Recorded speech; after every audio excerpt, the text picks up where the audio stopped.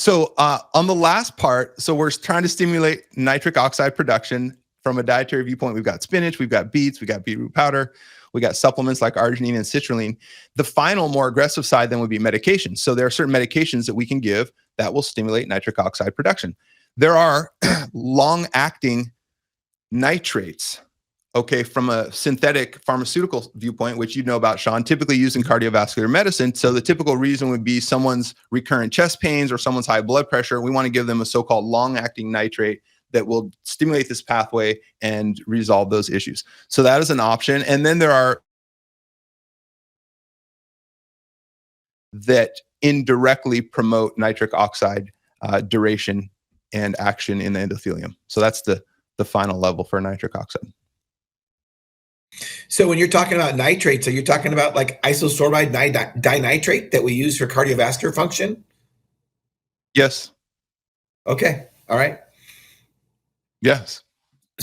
And the last ones you're talking about are probably more like the Viagra, the tadalafil, things like that, correct? Yeah, the phosphodiesterase inhibitors. Yeah. Yes. Yes. Mm-hmm. Yep. So they can be quite helpful, obviously for ED, or in the case of this gentleman with chest pain, even. This young man, I had him on arginine and citrulline, and then the next thing I recommended was to actually start tadalafil, which, back to your carryover between cardiology and erectile function, as you know, some of your listeners may not know, but Viagra was originally developed as a blood pressure and cardiac med, if I'm not mistaken, Right. to the best of my understanding, right? And the guys came back and like, yeah, it's helping with my blood pressure, doc, but guess what? I've got an erection that won't quit. And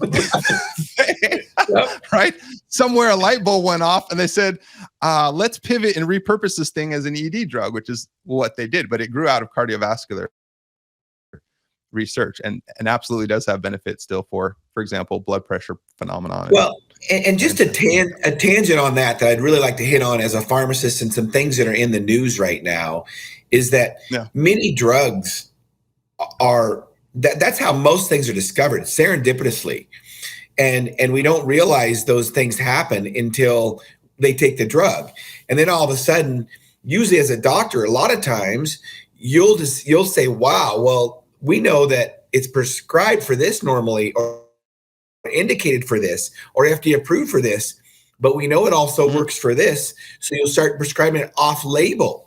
And there's a lot of controversy right now about the FDA trying to stop prescribing off label.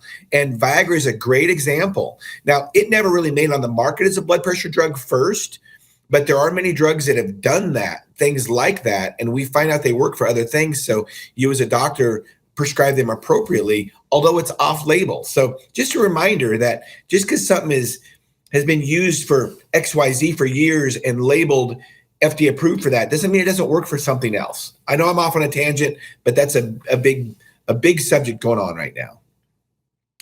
It's a great point, Shawn. I'm glad you mentioned it. Yes. The whole idea of something being off-labeled and therefore insinuating that it's poor medical usage or something is a false line of argumentation and very detrimental to the patient. So, for example, let's just ask the question, how does something get FDA approved anyway? And the answer is there's a big, long process, takes many years if it's done well and correctly, right? It takes millions of dollars. And so typically something's only going to get through that process when it has some big donor bankrolling it, aka a pharmaceutical company. So pharmaceutical company rolls out their product and says, this wonder drug, lowers your blood pressure.